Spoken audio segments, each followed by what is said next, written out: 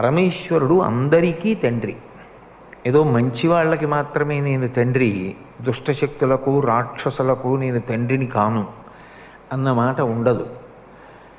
కర్మ ఫలితాన్ని ఇచ్చేటప్పుడు భయంకరమైనటువంటి విషయాలు, దుఃఖంతో కూడుకున్నటువంటి విషయాన్ని కూడా ఫలితంగా ఇచ్చేవాడు కూడా పరమేశ్వరుడే.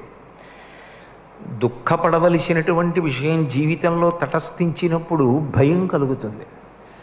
కాబట్టి ఇప్పుడు భయానికి కారకుడు ఎవరు అంటే భగవంతుడే. మళ్ళీ ఆ భయాన్ని తీయగలిగిన వాడు కూడా భగవంతుడే. అందుకే విష్ణు సహస్రనామ స్తోత్రంలో భయకృత్ భయనాశన, భయం ఎందుకు పెడతాడు? అది ఆయన లక్షణం కాదు. ఒక తండ్రి పిల్లల్ని ఎందుకు భయపెడతాడు ఇలా వేలు చూపించి? వాడు బాగుపడాలని. భగవంతుడు ఎందుకు ఇలా వేలు చూపించి భయపెడతాడు? ఎందుకు దుఃఖాన్ని కల్పిస్తాడు? కాలోహి బలవాన్ కర్త సతత